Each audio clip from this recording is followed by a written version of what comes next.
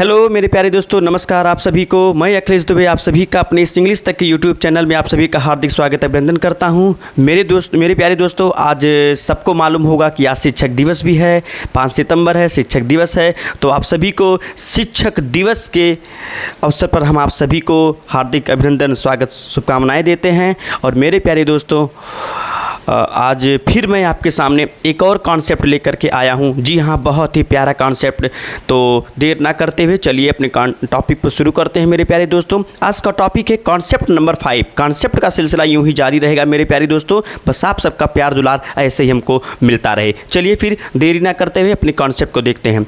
तो मेरे प्यारे दोस्तों, आज का जो टॉपिक है आप देख सकते हो, मैंने एक वर्ड राइट किया हुआ है, एंग्री। जी हाँ मेरे प्यारे दोस्तों, एंग्री। यदि मैं इस एंग्री की बात करूं माय डियर स्टूडेंट्स, यदि मैं इस एंग्री की बात करूं तो एंग्री अपने आप में एक एडजेक्टिव है। जी हाँ मेरे प्यारे दोस्तों, यदि मैं इस एंग्री की बात करूं मेरे प्यारे दोस्तों, तो एंग्री अपने आप में एक एडजेक्टिव है। ध्यान से मेरी बातों को समझिएगा मेरे प्यारे दोस्तों। यदि मैं इस एंग्री की बात करूं तो एंग्री अपने आप में एक एडजेक्टिव है। और यहां आप देख सकते हैं मैंने राइट किया हुआ है कि एंग्री की बात एक जगह मैंने राइट किया हुआ है विद, और एंग्री की बात एक जगह मैंने राइट किया हुआ है एट। जी हाँ मेरे प्यारे दोस्तों, मैं ये कहना चाहता हूं कि एंग्री के बाद हम विद का एंग्री के बाद हम विद का भी यूज कर सकते हैं और एंग्री के बाद हम एट का भी यूज कर सकते हैं। जी हाँ, आप पहले ये भी जान लीजिए कि विद और एट आप में एक प्रेपोजिशन है। जी हाँ मेरे प्यारे दोस्तों, विद और एट अपने आप में एक प्रेपोजिशन है और एंग्री एक एडजेक्टिव है। ये एडजेक्टिव है, ये प्रेपोजिशन है। ये और ये मिल करके एक इडियोमेटिक एक्सप्रेशन बनाते हैं मेरे प्यारे दोस्तों, यानी ये और ये मिल करके इडियम बनाते हैं। तो फिलहाल इडियम है तो मैं कभी किसी कंटेंट में पढ़ूंगा ही। फिलहाल आज आप इतना जानिए कि यदि हम एंग्री के साथ विद लगाते हैं तो क्या होगा, और यदि हम एंग्री के साथ एट लगाते हैं तो क्या होगा। तो मेरे प्यारे दोस्तों सुनिएगा, रूल ये है कि अगर एंग्री के साथ विद हम लगाते हैं तो इतना आपको ध्यान देना होगा कि एंग्री के साथ हम विद तब लगाएंगे जब सेंटेंस में पर्सन दिया गया होगा, जब सेंटेंस में पर्सन दिया गया होगा। और एंग्री के साथ एट तब लगाएंगे जब सेंटेंस में क्या दिया गया होगा, समथिंग। मतलब कहने का ये मेरे प्यारे दोस्तों, कोई सेंटेंस लिखा है और उस सेंटेंस में एंग्री के बाद अगर कोई पर्सन है तो उन दोनों के बीच में हम विद लगाएंगे, और एंग्री के बाद अगर कोई समथिंग है यानी कोई पर्सन नहीं है तो एंग्री के साथ हम क्या लगाएंगे मेरे प्यारे दोस्तों, एट। जी हाँ, ध्यान दीजिएगा। चलिए क्वेश्चन के माध्यम से हम समझते हैं। फर्स्ट क्वेश्चन मैंने आपके सामने लिखा हुआ है। पहला क्वेश्चन मैंने लिखा है मेरे प्यारे दोस्तों, सी इज़ एंग्री माय ब्रदर। आप यहाँ पर देख सकते हो मेरे प्यारे दोस्तों, यहाँ पर मैंने राइट किया हुआ है एंग्री। जी हाँ दोस्तों, यहाँ पर मैंने राइट किया हुआ है एंग्री, और एंग्री के ठीक तुरंत बाद आप यहाँ देखिए क्या राइट किया गया है, माय ब्रदर। अब आप खुद दिमाग लगाइए मेरे प्यारे दोस्तों, माय ब्रदर यकीनन अपने आप में कोई पर्सन होगा। क्या होगा मेरे प्यारे दोस्तों, पर्सन। मैंने कहा कि माय ब्रदर अपने आप में कोई पर्सन होगा। क्या होगा दोस्तों, पर्सन। तो मैंने क्या कहा, यदि एंग्री के बाद कोई पर्सन है, यदि एंग्री के बाद कोई पर्सन है मेरे प्यारे दोस्तों, तो हम एंग्री के बाद किसका यूज करेंगे, विद का यूज करेंगे। तो माय ब्रदर अपने आप में एक पर्सन है, अर्थात यहाँ पर एंग्री के बाद, जी हाँ दोस्तों, यहाँ पर एंग्री के बाद हम किसका यूज करेंगे मेरे प्यारे दोस्तों, विद का। जी हाँ, आप यहाँ देख सकते हो, यहाँ पर मैंने किसका प्रयोग कर दिया, एंग्री के साथ विद का यूज कर दिया। मैंने क्या बताया, एंग्री के साथ विद तब लगेगा जब एंग्री के बाद सेंटेंस में क्या लगा होगा, पर्सन लिखा होगा। अब यहाँ एंग्री के बाद देखिए माय ब्रदर कोई पर्सन ही होगा, इसीलिए यहाँ पर मैंने क्या लगा दिया, विद। सेकंड क्वेश्चन को अगर मैं ध्यान से देखूं मेरे प्यारे दोस्तों, क्या लिखा है, फिर से यहाँ आप देख लीजिए, यहाँ आपको एंग्री नजर आ रहा होगा मेरे प्यारे दोस्तों। फिर से मैं कह रहा हूँ कि अगर सेंटेंस में एंग्री आ गया तो आप एंग्री के ठीक तुरंत बाद देखिए, तो आप यहाँ देख सकते हो एंग्री के बाद यहाँ पर क्या लिखा है मेरे प्यारे दोस्तों, नॉइज। अब आप बताइए, नॉइज किसी पर्सन का नाम हो सकता है क्या? मेरा नाम नॉइज कुमार दुबे हो सकता है? जी नहीं, नॉइज किसी पर्सन का नाम नहीं हो सकता।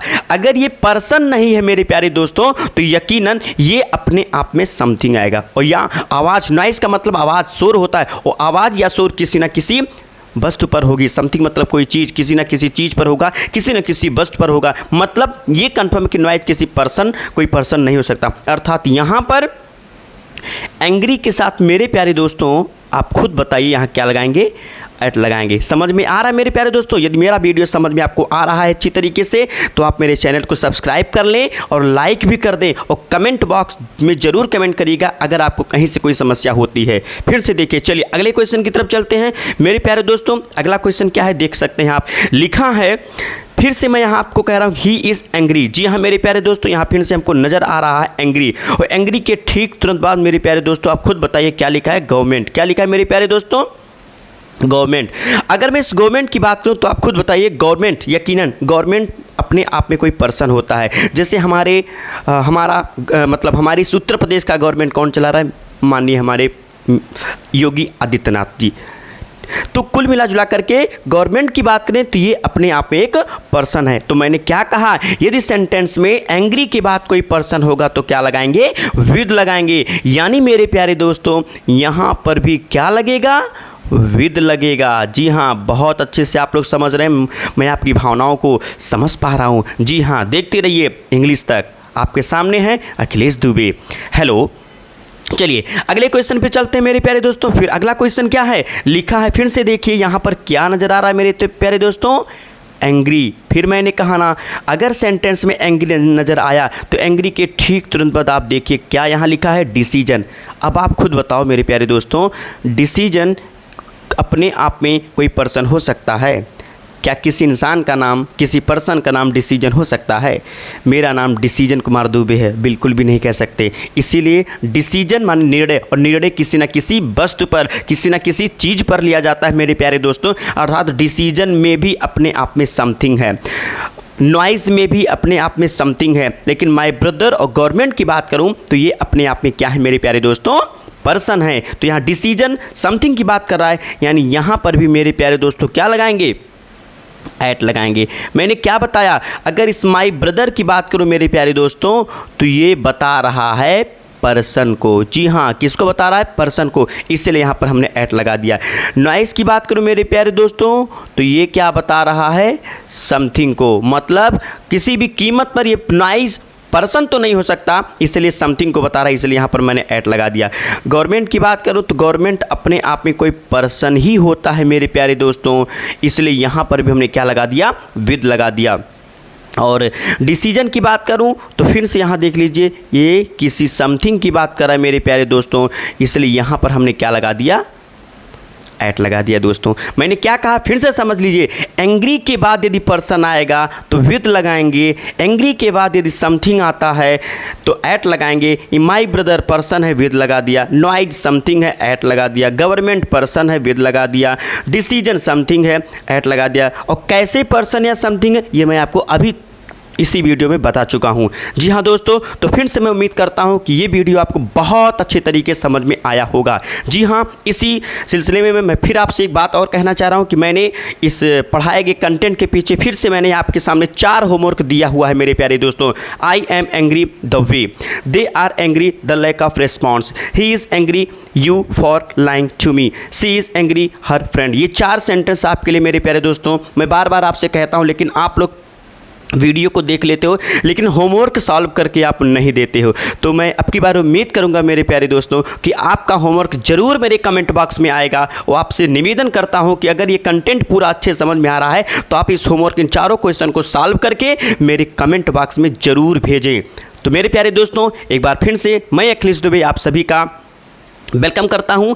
और यदि मेरा कंटेंट अच्छा लगा होगा तो आप मेरे चैनल को सब्सक्राइब करें, लाइक करें। तब तक के लिए धन्यवाद, फिर मिलेंगे अगले कॉन्सेप्ट के साथ। जय हिंद मेरे प्यारे दोस्तों।